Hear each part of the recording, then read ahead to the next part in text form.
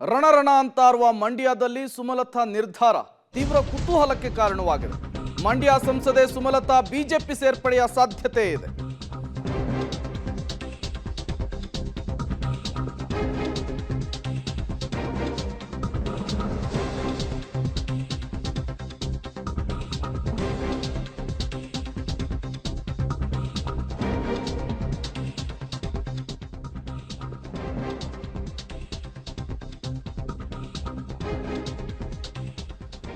ಕೆಲವೇ ಕ್ಷಣಗಳಲ್ಲಿ ಸುಮಲತಾ ಅವರು ಅಧಿಕೃತವಾಗಿ ಘೋಷಣೆ ಮಾಡುವಂತಹ ಸಾಧ್ಯತೆ ಇದೆ. ಮಂಡ್ಯ ಮೈತ್ರಿ ಅಭ್ಯರ್ಥಿ ಎಚ್.ಡಿ. ಕುಮಾರಸ್ವಾಮಿ ಅವರಿಗೆ ಬೆಂಬಲವನ್ನ ಘೋಷಣೆ ಮಾಡ್ತಾರ. ಏಪ್ರಿಲ್ 6ಕ್ಕೆ ಅಧಿಕೃತವಾಗಿ ಬಿಜೆಪಿಯನ್ನು ಸೇರುವ ಸಾಧ್ಯತೆ ಇದೆ. ಪಬ್ಲಿಕ್ ಟಿವಿಗೆ ಸುಮಲತಾ ಆಪ್ತರ ಮಾಹಿತಿ ಸಿಕ್ಕೊಟ್ಟಿರುವಂತಹದ್ದು. ಮಂಡ್ಯ ಸಂಸದೆ ಸುಮಲತಾ ಬಿಜೆಪಿ ಸೇರ್ಪಡೆಯ ಸಾಧ್ಯತೆ ತೀವ್ರ ಕುತೂಹಲಕ್ಕೆ ಕಾರಣವಾಗಿತ್ತು. ಸುಮಲತಾ ಅವರ ನಡೆ ಏನು ಮಾಡ್ತಾರೆ? ತಟಸ್ಥವಾಗಿರ್ತಾರಾ, ಮತ್ತೊಮ್ಮೆ ರೆಬಲ್ ಆಗ್ತಾರಾ, ಅಥವಾ ಮೈತ್ರಿ ಅಭ್ಯರ್ಥಿಗೆ ಬೆಂಬಲವನ್ನ ಘೋಷಣೆ ಮಾಡ್ತಾರಾ ಅನ್ನುವಂತಹ ಕುತೂಹಲ. ಆ ಕುತೂಹಲಕ್ಕೆ ಈಗ ಉತ್ತರ ಸಿಗ್ತಾ ಇರುವಂತಹದ್ದು. ಇನ್ನೇನು ಕೆಲವೇ ಕ್ಷಣಗಳಲ್ಲಿ ಸ್ವತಃ ಸುಮಲತಾ ಅವರೇ ಅಧಿಕೃತವಾಗಿ ಘೋಷಣೆಯನ್ನ ಮಾಡ್ತಾರೆ. ಸುಮಲತಾ ಅವರ ಆಪ್ತರು ಕೊಡ್ತಾ ಇರುವಂತಹ ಮಾಹಿತಿಯ ಪ್ರಕಾರ 6ನೇ ತಾರೀಕು ಅವರು ಅಧಿಕೃತವಾಗಿ ಬಿಜೆಪಿ ಸೇರ್ಪಡೆ ಆಗ್ತಾರೆ. ಈ ಬಾರಿ ಮಂಡ್ಯದಲ್ಲಿ ಮೈತ್ರಿ ಅಭ್ಯರ್ಥಿ ಮಾಜಿ ಸಿಎಂ ಎಚ್.ಡಿ. ಕುಮಾರಸ್ವಾಮಿ ಅವರಿಗೆ ಬೆಂಬಲವನ್ನ ಘೋಷಣೆ ಮಾಡ್ತಾರೆ. ಆ ರೀತಿಯ ಒಂದು ನಿರ್ಧಾರವನ್ನು ತೆಗೆದುಕೊಳ್ತಾರೆ ಅಂತೇಳಿ ಸುಮಲತಾ ಅವರ ಆಪ್ತ ವಲಯದಿಂದ ಸಿಗ್ತಾ ಇರುವಂತಹ ಮಾಹಿತಿ. ಈ ಹಿಂದೆ BY ವಿಜಯೇಂದ್ರ ಅವರನ್ನ ಭೇಟಿಯಾಗಿದ್ರು, ಎಚ್.ಡಿ. ಕುಮಾರಸ್ವಾಮಿ ಅವರು ಭೇಟಿಯಾಗಿದ್ರು. ಈ ಬೆನ್ನಲ್ಲೇ ಸುಮಲತಾ ಅವರು JDSಗೆ ಅಥವಾ ಮೈತ್ರಿ ಅಭ್ಯರ್ಥಿಗೆ ಬೆಂಬಲವನ್ನ ಘೋಷಣೆ ಮಾಡಲಿಕ್ಕೆ ನಿರ್ಧಾರವನ್ನ ಮಾಡಿದ್ದಾರೆ ಅನ್ನುವಂತಹ ಮುನ್ಸೂಚನೆ ಸಿಗ್ತಾ ಇದೆ. ತೀವ್ರ ಕುತೂಹಲಕ್ಕೆ ಕಾರಣವಾಗಿತ್ತು ಸುಮಲತಾ ನಡೆ. ಬೆಂಗಳೂರಿನಲ್ಲಿ ಅವರ ಬೆಂಬಲಿಗರನ್ನ ಕರೆದು ಮಾತನಾಡಿದ್ರು. ಅಲ್ಲಿ ಒಂದು ರೀತಿಯ ವಿಧಾಯದ ಭಾಷಣದ ರೀತಿಯಲ್ಲಿ ಮಾತನಾಡಿದ್ರು. ಅದಾದ ಮೇಲೆ ಬ್ಯಾಕ್ ಟು ಬ್ಯಾಕ್ ಬಿಜೆಪಿಯ ವರಿಷ್ಠರನ್ನ ದೆಹಲಿ ಮಟ್ಟದಲ್ಲಿ ಭೇಟಿಯಾಗುವಂತಹ ಕೆಲಸ ಆಗಿತ್ತು. ಬಿಜೆಪಿಯ ರಾಜ್ಯಾಧ್ಯಕ್ಷ BY ವಿಜಯೇಂದ್ರ ಕೂಡ ಸುಮಲತಾ ಅವರನ್ನ ಭೇಟಿ ಮಾಡಿ ಮಾತುಕತೆಯನ್ನ ನಡೆಸಿದ್ರು. ಯಾವಾಗ ಎಚ್.ಡಿ. ಕುಮಾರಸ್ವಾಮಿ ಅವರು ಸುಮಲತಾ ಅವರನ್ನ ಭೇಟಿ ಮಾಡಿದ್ರೋ ಬಹುತೇಕ ಅವರು ಮೈತ್ರಿ ಅಭ್ಯರ್ಥಿಗೆ ಬೆಂಬಲವನ್ನ ಘೋಷಣೆ ಮಾಡುವ ಸಾಧ್ಯತೆ ಇದೆ ಅಂತ ಹೇಳಲಾಗ್ತಿತ್ತು. ಇದೇ ವಿಚಾರಕ್ಕೆ ಸಂಬಂಧಪಟ್ಟಂತೆ ಡೀಟೇಲ್ಸ್ ಅನ್ನು ಕೊಡ್ತಾರೆ ನಮ್ಮ ಪ್ರತಿನಿಧಿ ರೋಹಿತ್. ನೇರ ಸಂಪರ್ಕದಲ್ಲಿ ಜಾಯಿನ್ ಆಗಿದ್ದಾರೆ.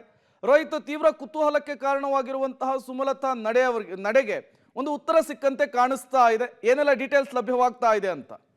ಪ್ರೇಮ್, ಸುಮಲತಾ ಅಂಬರೀಶ್ ಅವರ ಆಪ್ತರು ಹೇಳುವಂತಹ ಪ್ರಕಾರವಾಗಿ ಸುಮಲತಾ ಅಂಬರೀಶ್ ಅವರು ಈ ಬಾರಿ ಪಕ್ಷೇತರವಾಗಿ ಸ್ಪರ್ಧೆ ಮಾಡಲ್ಲ.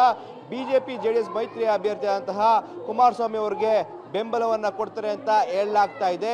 ಇದೇ 6ನೇ ತಾರೀಕು ಸುಮಲತಾ ಅಂಬರೀಶ್ ಅವರು ಅಧಿಕೃತವಾಗಿ ಬಿಜೆಪಿಯನ್ನ ಸೇರ್ಪಡೆ ಆಗ್ತಾರೆ ಅಂತೇಳಿ ಕೂಡ ಹೇಳಲಾಗ್ತಾ ಇರುವಂತದ್ದು. ಯಾಕಂದ್ರೆ ಇಷ್ಟು ದಿನಗಳ ಕಾಲ ಬಿಜೆಪಿಗೆ ಸುಮಲತಾ ಅಂಬರೀಶ್ ಅವರು ಬಾಹ್ಯ ಬೆಂಬಲವನ್ನ ಕೊಟ್ಟಿದ್ರು. ಇದೀಗ ಅಧಿಕೃತವಾಗಿ 6ನೇ ತಾರೀಕು ಸುಮಲತಾ ಅಂಬರೀಶ್ ಅವರು ಬಿಜೆಪಿಗೆ ಬೆಂಬಲ ಕೊಡ್ತಾರೆ ಅಂತ ಹೇಳಲಾಗ್ತಾ ಇದೆ. ಇದು ಕೇವಲ ಘೋಷಣೆಯಷ್ಟೇ ಬಾಕಿ ಇರುವಂತದ್ದು. ಇವತ್ತು ನಡೆಯುವಂತಹ ಸಭೆಯಲ್ಲಿ ಸುಮಲತಾ ಅಂಬರೀಶ್ ಅವರು ಸುದೀರ್ಘ ಭಾಷಣವನ್ನು ಮಾಡ್ತಾರೆ. ತನ್ನ 2019ರ ಚುನಾವಣೆ ಆಗ್ಬೋದು, ಮತ್ತೆ ಅದಾದ ಬಳಿಕವಾಗಿ 5 ವರ್ಷ ಮಾಡಿದಂತಹ MP ಕೆಲಸಗಳ ವಿಚಾರವಾಗಿ ಒಂದಷ್ಟು ಸುದೀರ್ಘವಾದ ಭಾಷಣ ಮಾಡ್ತಾರೆ. ಅದಾದ ಬಳಿಕವಾಗಿ ತಮ್ಮ ನಿರ್ಧಾರವನ್ನ ಪ್ರಕಟ ಮಾಡಲಿದ್ದಾರೆ. ಅದು ಕೂಡ 6ನೇ ತಾರೀಕು ಬಿಜೆಪಿಗೆ ಸೇರ್ಪಡೆ ಆಗುವಂತ ವಿಚಾರ ಆಗ್ಬೋದು, ಮತ್ತೆ ಮೈತ್ರಿಗೆ ಬೆಂಬಲವನ್ನ ಕೊಡುವ ವಿಚಾರ ಆಗ್ಬೋದು. ಯಾಕಂದ್ರೆ ಮೈತ್ರಿಗೆ ಬೆಂಬಲವನ್ನ ಯಾಕೆ ಕೊಡ್ತಾ ಇದೀವಿ ಅನ್ನೋ ನಿಟ್ಟಿನಲ್ಲಿ ಪ್ರಮುಖವಾದಂತಹ ವಿಚಾರಗಳನ್ನ ಎತ್ತಾರೆ. 2019ರ ಚುನಾವಣೆಯಲ್ಲಿ ನೆಕ್ ಟು ನೆಕ್ ಫೈಟ್ ಆಗಿತ್ತು. ಕುಮಾರಸ್ವಾಮಿ ಅವರು ಸೇರಿದಂತೆ JDS ನಾಯಕರು ಎಲ್ಲರೂ ಕೂಡ ಸುಮಲತಾ ಅವರ ವಿರುದ್ಧವಾಗಿ ವಾಗ್ದಾಳಿ ಮಾಡಿದ್ರು. ಜೊತೆಗೆ 5 ವರ್ಷಗಳ ಕಾಲ ಸುಮಲತಾ ಅಂಬರೀಶ್ ಅವರು JDS ವಿರುದ್ಧವಾಗಿ ರಾಜಕಾರಣ ಮಾಡ್ಕೊಂಡು ಬಂದಿದ್ರು. ಇದೀಗ ಯಾಕೆ ಸುಮಲತಾ ಅಂಬರೀಶ್ ಅವರು JDS ಅಭ್ಯರ್ಥಿಗೆ ಅಂದ್ರೆ ಮೈತ್ರಿ ಅಭ್ಯರ್ಥಿಗೆ ಯಾಕೆ ಬೆಂಬಲ ಕೊಡಬೇಕು ಅನ್ನೋ ಸಾಕಷ್ಟು ಪ್ರಶ್ನೆಗಳು ಕೂಡ ಕಾಡ್ತಾ ಇದ್ದು, ಅದಕ್ಕೆ ಉತ್ತರವನ್ನು ಸುಮಲತಾ ಅಂಬರೀಶ್ ಅವರು ಕೊಡ್ತಾರೆ.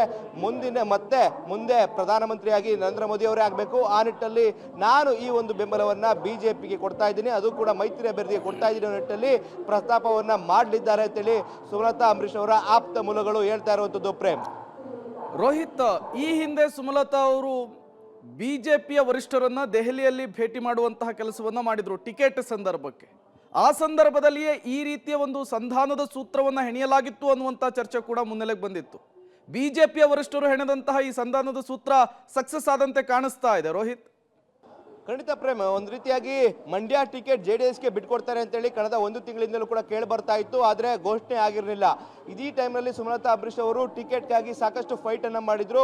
ದೆಹಲಿಯಲ್ಲಿ ವರಿಷ್ಠರ ಮಟ್ಟದಲ್ಲಿ, ಹೈಕಮಾಂಡ್ ಮಟ್ಟದಲ್ಲಿ ಹೋಗಿ ಅಲ್ಲಿ ಕೂಡ ಮಾತನಾಡಿದ್ರು. ಈ ವೇಳೆಯಲ್ಲಿ ಮೋದಿ ಅವರಾಗ್ಬೋದು, ಬಿಜೆಪಿ ರಾಷ್ಟ್ರೀಯ ಅಧ್ಯಕ್ಷರಾದಂಥ ನಡ್ಡಾ ಅವರಾಗ್ಬೋದು, ಮತ್ತೆ ಅಮಿತ್ ಶಾ ಅವರಾಗ್ಬೋದು, ಅವರೆಲ್ಲರ ಜೊತೆ ಕೂಡ ಮಾತನಾಡಿದ್ರು.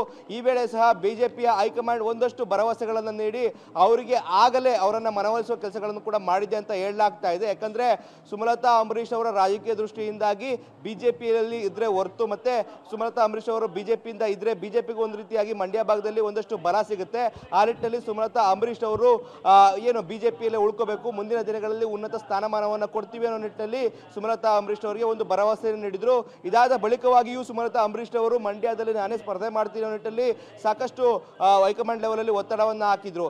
ಇದಾದ ಬಳಿಕವಾಗಿ ಒಂದು ಹಂತವಾಗಿ ಸುಮಲತಾ ಅಂಬರೀಶ್ ಅವರನ್ನ ಕನ್ವಿನ್ಸ್ ಮಾಡುವಂತ ಕೆಲಸಗಳು ಆಗಿರುವಂತದ್ದು. ಇದೀಗ ಅಧಿಕೃತವಾಗಿ ಸುಮಲತಾ ಅಂಬರೀಶ್ ಅವರು ಬಿಜೆಪಿ JDS ಮೈತ್ರಿ ಅಭ್ಯರ್ಥಿ ಆಗಿರುವಂತಹ ಕುಮಾರಸ್ವಾಮಿ ಅವರಿಗೆ ಬೆಂಬಲ ಸೂಚಿಸುವಂತಹ ಸಾಧ್ಯತೆ ಕೂಡ ದಟ್ಟವಾಗಿ ಕಂಡು ಬರ್ತಾ ಇದೆ. ಯಾಕಂದ್ರೆ ಅವರ ರಾಜಕೀಯ ಭವಿಷ್ಯ, ಮುಂದಿನ ರಾಜಕೀಯ ಭವಿಷ್ಯದ ದೃಷ್ಟಿಯಿಂದಾಗಿ ಮತ್ತೆ ಮೋದಿ ಅವರು ಮತ್ತೆ ಪ್ರಧಾನಮಂತ್ರಿ ಆಗಬೇಕು, ಮತ್ತೆ ಮಂಡ್ಯ ಅಭಿವೃದ್ಧಿಯ ವಿಚಾರವನ್ನ ಇಟ್ಕೊಂಡು ಸುಮಲತಾ ಅಂಬರೀಶ್ ಅವರು ಇದೀಗ ಬಿಜೆಪಿ JDS ಮೈತ್ರಿ ಅಭ್ಯರ್ಥಿಗೆ ಬೆಂಬಲವನ್ನ ಕೊಡ್ತಾರೆ ಅಂತ ಹೇಳಲಾಗ್ತಾ ಇದೆ ಪ್ರೇಮ್.